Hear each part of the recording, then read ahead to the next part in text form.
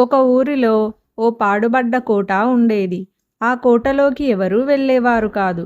ఎందుకంటే అక్కడ దెయ్యాలు ఉంటాయని వాళ్ళ నమ్మకం. చీకటి అయితే చాలు ఆ కోట ముందు నుండి ఎవరూ వెళ్ళేవారు కాదు.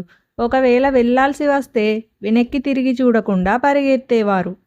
అరే గోపి, మన ఊర్లో ఆ పాడుబడ్డ కోట ఉంది కదా, ఎందుకురా ఆ కోటని చూసి అందరూ అంతలా భయపడతారు? ఏముంది ఆ కోటలో? అవున్రా రఘు, ఆ కోటలో దయ్యాలు ఉన్నాయని ఈ ఊర్లో వారి మూఢనమ్మకం. నాకైతే అలాంటి భయమేం లేదు. నాకు ఒక్కసారైనా ఆ కోటలోకి వెళ్ళి అసలు ఆ కోటలో ఏముందో చూడాలనుంది. అవును గోపి, నాకు ఆ కోటలో ఏముందో తెలుసుకోవాలనుంది. ఈ రోజు రాత్రికి వెళ్దామా? అలా అనుకొని గోపి ఇంకా రఘు ఆ రోజు రాత్రి చెరొక చేతిలో లాంతర్లు పట్టుకొని కోటలోకి నడుచుకుంటూ వెళ్తారు.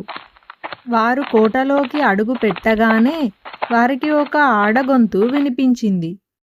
నా అనుమతి లేకుండా నా కోటలోకి ఎవరు అడుగుపెట్టింది? ఈ కోటలోంచి బ్రతికి ఎవరూ బయటికి వెళ్ళలేరు అంటూ ఆ ఆడదయ్యం వారి ముందు ప్రత్యక్షమైంది.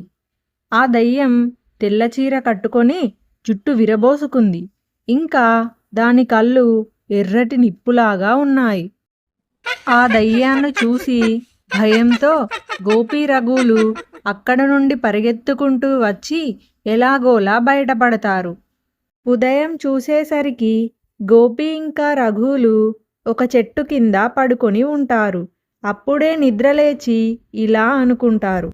అరే గోపి, రాత్రి చూసావా ఎంత భయంకరమైన దయ్యమో?